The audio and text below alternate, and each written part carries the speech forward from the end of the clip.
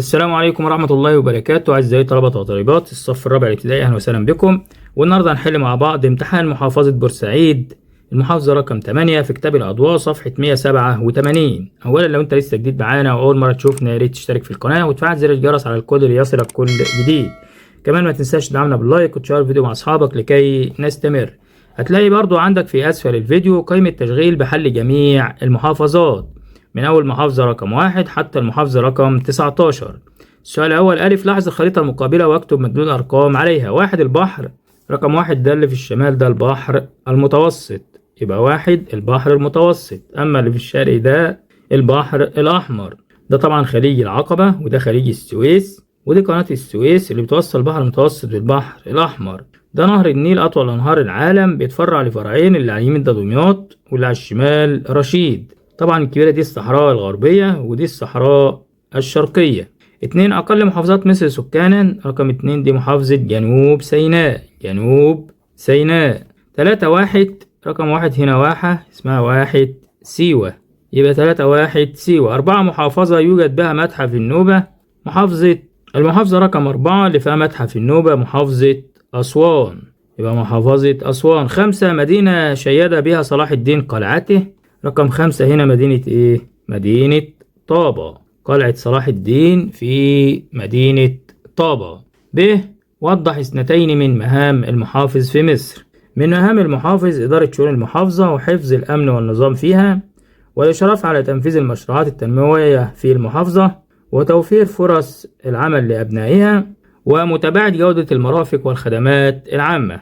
يبقى مسؤول عن إدارة شؤون المحافظة وحفظ الأمن والنظام فيها والإشراف على المشروعات التنموية في المحافظة. يبقى مسؤول عن إدارة شؤون المحافظة وحفظ الأمن والنظام فيها والإشراف على المشروعات التنموية في المحافظة ومتابعة جودة المرافق والخدمات العامة. السؤال الثاني: اختر الإجابة الصحيحة مما بين القوسين. 1 يعمل معظم سكان الحضر بيعملوا بالزراعة ولا الرعي ولا تربية الحيوان ولا الصناعة؟ سكان الحضر بيعملوا بالصناعة، أما سكان الريف بيعملوا بالزراعة وتربية الحيوان، والبدو بيعملوا بالرعي.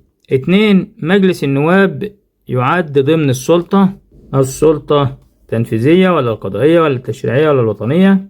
مجلس النواب اللي هو مجلس الشعب ده سلطة تشريعية، بمجلس النواب ومجلس الشيوخ دول سلطة تشريعية. أما رئيس الجمهورية والحكومة ورئيس الوزراء سلطة تنفيذية. المحاكم سلطة قضائية. 3 تم تخصيص يوم عالمي للتوعية بحماية التراث الوطني برعاية منظمة اليونسكو. 4 من معالم النوبة معبد إيزيس في جزيرة فيلة. 5 بنى المصريون القدماء الأهرامات على هضبة النيل، على هضبة غرب النيل. طيب ليه؟ هقول له لتكون بعيدة عن الفيضان. 6 انتشرت الموانئ على ساحل البحر الأحمر ومنها ميناء على ساحل البحر الأحمر ميناء سفاجة، يبقى ميناء سفاجة. أما بورسعيد ودمياط والإسكندرية على ساحل البحر المتوسط. ب بما تفسر أهمية التراث الثقافي المصري.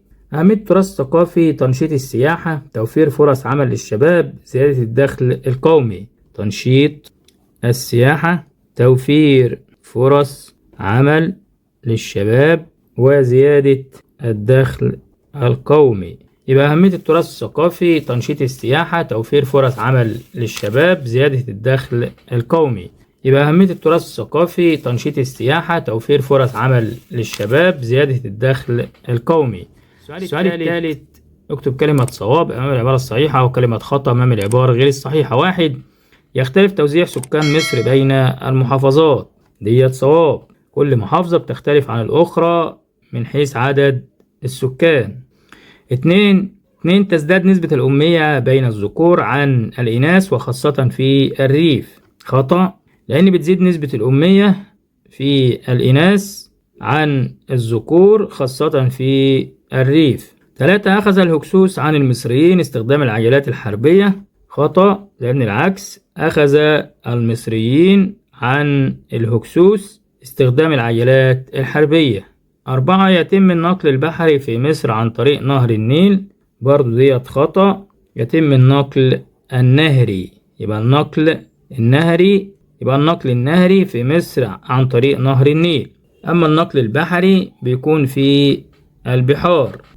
5 يجب علينا إفساح الطريق أمام سيارات الإسعاف، ديت صواب، يجب علينا إفساح الطريق أمام سيارات الإسعاف. ب دليل على صحة العبارة التالية: تتوفر السياحة العلاجية في مصر. هقول له حيث يوجد في مصر زيارة مناطق العيون الكبريتية والرمال الساخنة كما في جنوب سيناء و1 سيوة.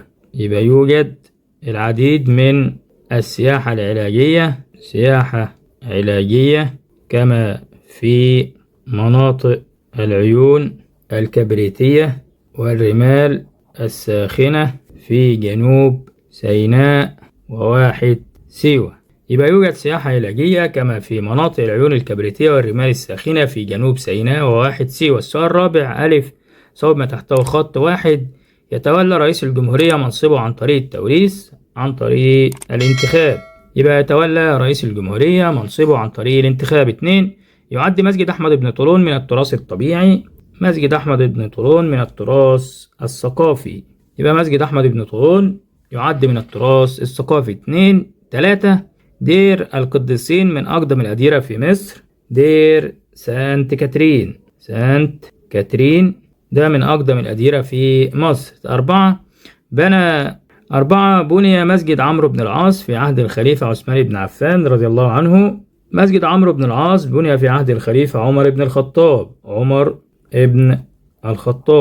يبقى مسجد عمرو بن العاص بني في عهد الخليفة عمر بن الخطاب. 5 دخلت السيارات مصر في عهد الخديوي توفيق وكانت تعمل بطاقة الشمس، كانت تعمل بطاقة البخار. يبقى السيارات دخلت في عهد الخديوي توفيق وكانت تعمل بطاقة البخار. 6 النقل الجوي أرخص وسائل النقل المائي. يبقى النقل المائي أرخص وسائل النقل. ب ماذا تقول لشخص يقوم بالكتابة على الآثار؟ أقول له هذا عمل خاطئ ويجب عليك المحافظة على الآثار وعدم الكتابة عليه. يبقى هذا تصرف خاطئ ويجب عليك المحافظة على الآثار وعدم الكتابة عليها. يبقى أقول له هذا تصرف خاطئ ويجب عليك المحافظة على الآثار وعدم الكتابة عليها. وبكده نكون وصلنا إلى نهاية حل امتحان محافظة بورسعيد مديرية التربية والتعليم. وما تنساش تتابع معانا بحل المحافظات، واشوفكم في فيديو جديد. كان معكم معلم خبير في مادة الدراسات الاجتماعية مستر أحمد زغلول، والسلام عليكم ورحمة الله وبركاته.